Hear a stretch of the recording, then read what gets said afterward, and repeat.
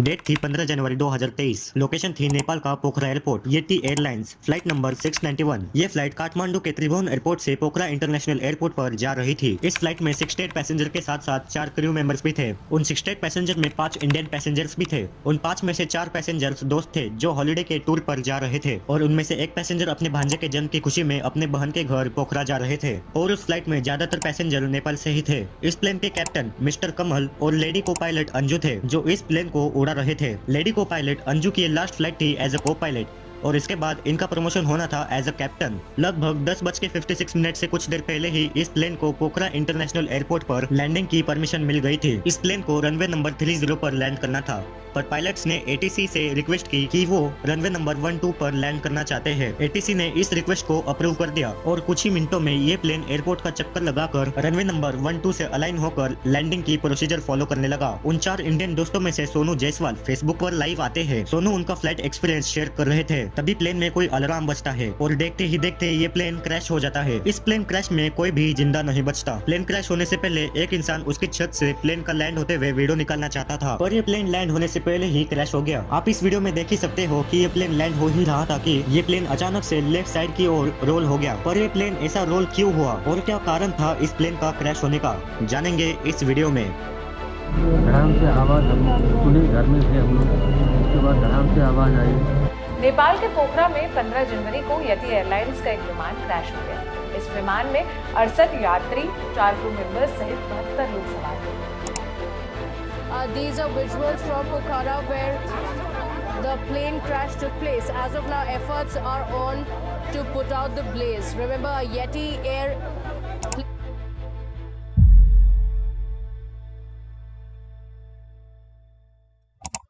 पहले कुछ चीजों को समझते हैं जिससे ये टॉपिक थोड़ा सिंपल हो जाएगा। दोस्तों, अपने पंछियों को तो देखा ही होगा, जब वो लैंड करते हैं तब वो अपने पंख खुद को रोकने के लिए फैलाते हैं और वो कभी ज्यादा पंख फैलाते हैं तो कभी कम। और ऐसा सेम चीज प्लेन में भी होता है। प्लेन के जो विंग्स होते हैं उनमें फ्लैप्स होता है। जब प्लेन लैंड करता है तब फ्लैप्स नीचे हो जाते हैं और स्पॉयलर्स ऊपर हो जाता है। ये दोनों चीज हवा के साथ इंटरेक्ट करके ड्रैग क्रिएट करता है। ये जो ड्रैग क्रिएट होता है वो प्लेन की स्पीड को लैंडिंग के वक्त धीमा करने की कोशिश करता है और साथ में ये प्लेन को लैंडिंग के वक्त भी जंप होने नहीं देता। इस फ्लैप्स को कंट्रोल करने के लिए प्लेन के कॉकपिट में थ्रस्ट लीवर के साइड में ही एक छोटा सा लीवर होता है और वहाँ पर कुछ नंबर भी होते हैं। नॉर्मली कमर्शियल प्लेन्स में ये नंबर 1 से लेकर 40 डिग्री तक होता है। और पायलट जितना ज्यादा फ्लैप्स यूज करेगा उतने ही जल्द प्लेन की स्पीड कम होती जाएगी। प्लेन में नॉर्मली 2 पायलट्स होते हैं जिसमें से एक को पीएफ कहा जाता है, जो कॉकपिट में जो कुछ भी कंट्रोल्स उड़ाने के लिए या फिर लैंड करने के लिए होते हैं वो उसे यूज करता है। और दूसरा होता है पीएम, जिसका काम ये है कि पीएफ जो भी कंट्रोल्स यूज करे उसे चेक करना। लैंडिंग या फिर टेक ऑफ के टाइम पे पीएफ बोल के कंट्रोल्स यूज करता है और पीएम उस कंट्रोल का नाम लेकर चेक बोलता है। For example flaps 30 check. 13 फरवरी को येटी फ्लाइट की पहली रिपोर्ट पब्लिश की गई जिसमें कहा गया है कि पायलट्स ने लैंडिंग के टाइम पर एक बड़ी गलती कर दी थी। एक्चुअली पायलट्स को जब फर्स्ट लैंडिंग परमिशन मिली थी तब उन्होंने फ्लैप्स को 15 पर सेट कर दिया था, पर जैसे ही प्लेन दूसरे साइड पहुंचा, मतलब रनवे 12 की तरफ जब प्लेन अलाइन हुआ, तब पायलट्स लैंडिंग प्रोसीजर को फॉलो कर रहे थे। उस प्लेन के पीएफ ने फ्लैप्स को 30 कहा और पीएम ने भी फ्लैप्स 30 चेक बोल दिया, पर असल में दोनों पायलट्स ने फ्लैप्स के लीवर को हाथ तक नहीं लगाया था, मतलब फ्लैप्स अभी भी 15 पर ही थे। पायलट्स ने गलती से फ्लैप्स की जगह कंडीशन लीवर को नीचे खींच दिया। ये जो कंडीशन लीवर होता है वो प्लेन के इंजन में फ्यूल मेंटेन करने में काम आता है। इस कंडीशन लीवर को नीचे खींचने से पहले ये ऑटो पर था, पर जब किसी एक पायलट ने कंडीशन लीवर को नीचे खींच दिया तब इंजन में फ्यूल सप्लाई होना बंद हो गया और देखते ही देखते इंजन की पावर 25% से 0% तक हो गई और कॉकपिट में मास्टर कॉशन का अलार्म बजने लगा। पायलट से समझ नहीं पाए कि ये अलार्म क्यों बज रहा है। प्लेन स्टॉल कंडीशन में चला गया। स्टॉल कंडीशन मतलब जब प्लेन को लिफ्ट करने के लिए कौन से भी टाइप का फोर्स मिलना बंद हो जाए तब प्लेन स्टॉल कंडीशन में चला जाता है। येटी प्लेन स्टॉल कंडीशन में जाकर लेफ्ट साइड की ओर रोल होने लगता है। पायलट ने उससे कुछ ही देर पहले थ्रस्ट लीवर को 45% तक बढ़ा दिया था, पर प्लेन के इंजन में फ्यूल ही नहीं था तो थ्रस्ट लीवर को बढ़ाने का कोई फायदा नहीं था और देखते ही देखते कुछ ही सेकंड में ये प्लेन क्रैश हो गया। दोस्तों, ये नेपाल में 30 सालों में 28वां क्रैश था। शायद इन क्रैश के पीछे पुराने प्लेन्स या फिर कुछ केस में पायलट की भी गलती की वजह से हो सकता है। दोस्तों, अगर आपको ये जानना है कि स्पीड ऑफ लाइट को किसने डिस्कवर किया था तो आप इस वीडियो पर क्लिक कर सकते हैं। तो दोस्तों, आज की वीडियो के लिए बस इतना ही। मिलते हैं किसी और वीडियो में, तब तक ऐसे ही नॉलेज लेते रहिए।